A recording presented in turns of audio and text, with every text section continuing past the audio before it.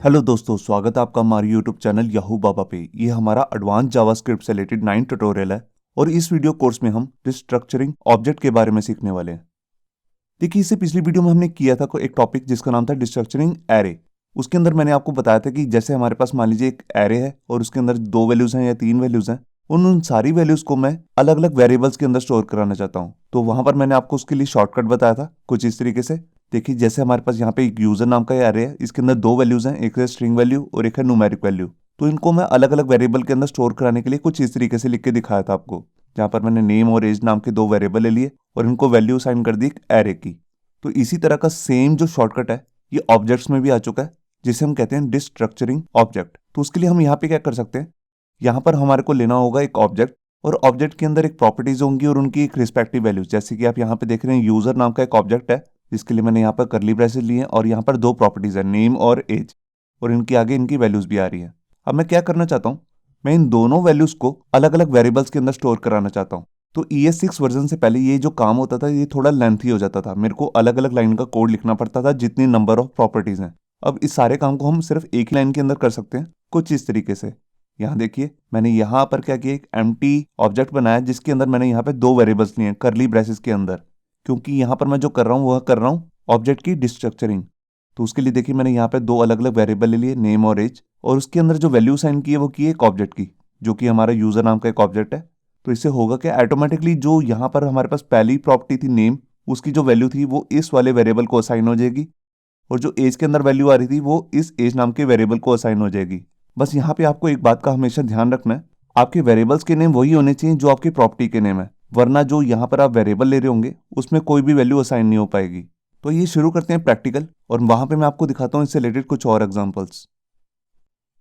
तो यहाँ पर देखिए मैंने अपना एक वेब एडिटर ओपन कर लिया और जिसके अंदर मैंने एक फाइल बनाई है जिसका नाम मैंने रखा है डिस्ट्रक्चरिंग ऑब्जेक्ट.html, और इसके अंदर यहाँ पर मैंने स्क्रिप्ट टैग के अंदर एक ऑब्जेक्ट भी बनाया यूजर नाम से, जो आप देख सकते हैं जिसके अंदर 3 प्रॉपर्टीज दी है, नेम, एज और सिटी, और इनकी रिस्पेक्टिव वैल्यूज भी आ रही हैं।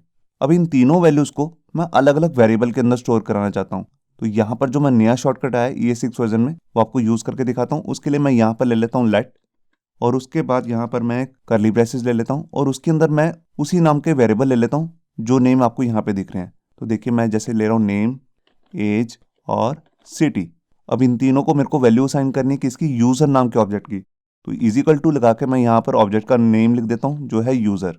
ये देखिए, तो बस इतना सिंगल लाइन का कोड लिखने से ही ये तीनों वैल्यूज जो हैं अलग अलग वेरिएबल्स को असाइन हो जाएंगी। अब मैं इसको आपको प्रिंट करके दिखाता हूँ।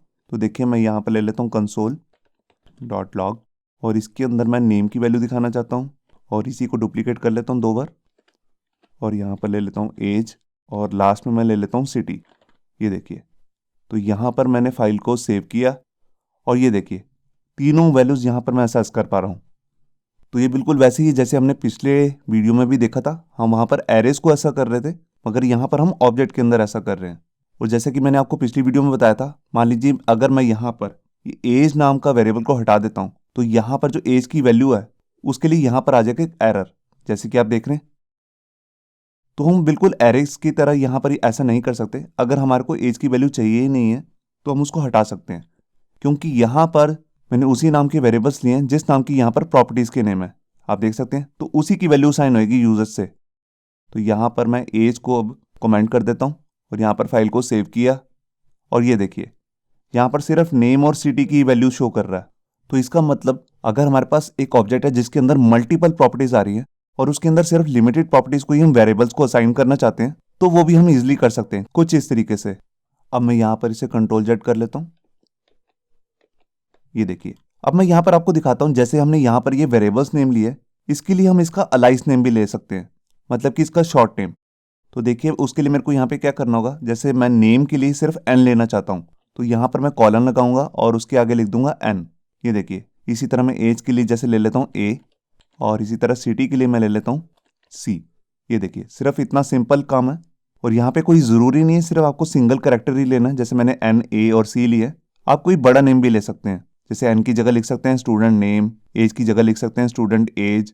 और इसको प्रिंट करने के लिए अब हमारे को यहाँ पे क्या करना पड़ेगा, यहाँ पर मैं क्या करता हूँ सिर्फ n को ही प्रिंट करूंगा, क्योंकि n जो है वो रिप्रेजेंट कर रहा है नेम को, a रिप्रेजेंट कर रहा है एज को और c कर रहा है सिटी को। तो यहाँ पर मैंने फाइल को सेव किया और ये देखिए तीनों की वैल्यूज हमारे पास यहाँ पे आ चुकी हैं। तो इस तरह करके हम अलाइस नेम का यूज करके अपने कोड को और भी छोटा कर सकते हैं। तो ये थी 3 एग्जांपल्स हमारे पास डिस्ट्रक्चरिंग ऑब्जेक्ट के। होप सो आपको ये हमारा वीडियो ट्यूटोरियल अच्छा लगा होगा। अगर अच्छा लगा है तो वीडियो को प्लीज़ लाइक करना मत भूलिए। अगर आप ऐसे ही रेगुलर अपडेट चाहते हैं तो हमारे चैनल याहू बाबा को सब्सक्राइब करना मत भूलिए। Thank you.